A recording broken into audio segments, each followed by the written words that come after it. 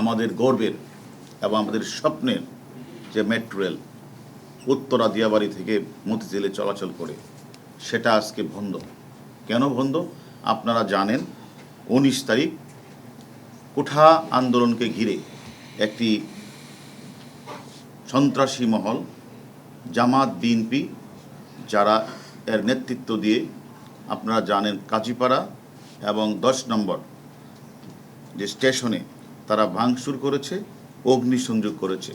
সেই ঘটনার সাথে আমরা 4-5 জনকে আমরা অলরেডি আমাদের আওতায় নিয়ে এসেছি এবং তারা আমাদের কাছে সব কিছু স্বীকার করেছে। এবং এর মধ্যে যে নেতৃত্ব দিয়েছে মাস্টারমাইন্ড হিসেবে, তার নাম হচ্ছে আবু হান্নান তালুকদার। তিনি যুগ্ম সাধারণ সম্পাদক কেন্দ্রীয় ছাত্রদল।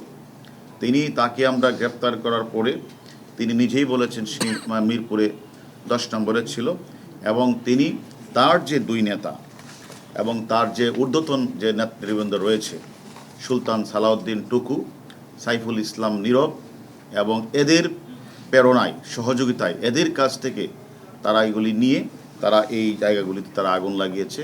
এবং তারা আরও 2 জন নেতার নাম বলেছেন, তারা তাদেরকে প্যাট্রোনাইজ করেছে। এর মধ্যে একজনকে আর আগে আমরা ধরেছি, নাহিদুজ্জামান শ্রাবণকে আমরা আগেই গ্রেপ্তার করেছি। আর তার যে সাধারণ সম্পাদক গণেশ রায় সাহস,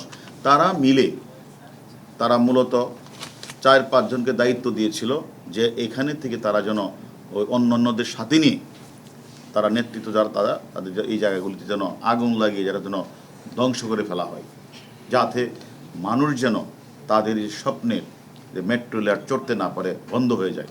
সেই ঘটনা থেকে তারা এই কাজটি করেছে।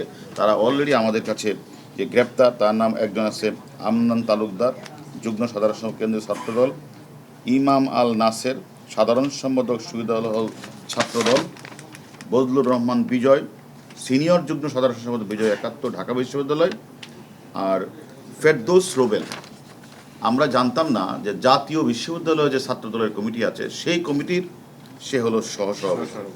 এরা মিলে এবং তাদের সাথে তাদের যে সহযোগীরা মিলে তারা 10 নম্বর এলাকায় নৈরাজ্য সৃষ্টিকারের মধ্যে সমন্বয়ের কাজ করে এবং মেট্রো রেলে ভাঙচুর চালায়, অগ্নিসংযোগ করে এবং তারা নিরাপত্তে থাকা দায়িত্ব আমাদের পুলিশ সদস্য তারা হামলা করে। আমরা এই মেট্রো রেলের ঘটনার সাথে আমরা অনেকেরই নাম পেয়েছি, যারা নেতৃত্ব দিয়েছে তাদের এর মধ্যে 4 জনকে আমরা গ্রেপ্তার করেছি। বাকিদেরও কিন্তু আমাদের নাম্বার আমাদের কাছে আছে, তারা কোথায় আছে সেই লক্ষ্যে আমাদের ডিবি টিম তারা কাজ করছে। আমরা মনে করি, আমরা আগেও বলেছি, যারা রাষ্ট্রীয় সম্পদ নষ্ট করে, যারা আমাদের বিভিন্ন ধরনের রাষ্ট্রীয় স্থাপনা আগুন জ্বালিয়েছে, আমাদের পুলিশ সদস্যদেরকে হত্যা করে ঝুলিয়ে রেখেছে, এছাড়া অনেক সাধারণ পাবলিক যারা আসতেছিল তাদেরকে পুলিশ ভেবে নিয়ে টেনে হিস্ট্রি হত্যা করেছে। এবং আপনারা জানেন উত্তরাতে একজন নেতার পিএস তাকে মেরে তাকেও ঝুলিয়ে রাখা হয়েছে। এই যে বর্বরোচিত যে হামলা এবং এই যে বর্বরোচিতভাবে কুপিয়ে, কাউকে ঝুলিয়ে, কাউকে টেনে হিস্ট্রে এই যে হত্যাকাণ্ডটি সংঘটিত করেছে, আমরা মনে করি তারা বাংলাদেশের উন্নয়নের পক্ষে কোনো লোক না। আমি মনে করি তারা বাংলাদেশকে অকার্যকর করা, বাংলাদেশকে ধ্বংস করা, তারা ষড়যন্ত্রে লিপ্ত। আমি মনে করি এদের পর থেকেই যারা এই ধরনের কার্যক্রম চালিয়েছে তারা ঢাকা সহ ঢাকার বাইরে যে কোনো জায়গায় তারা লুকিয়ে আছে। তারা লুকিয়ে থেকে তারা পার পাবে না। তাদের সেই গর্ত থেকে আমাদের ডিবির চৌকস টিম খুঁজছে, প্রত্যেককে আমরা আইনের আওতায় নিয়ে আসবো।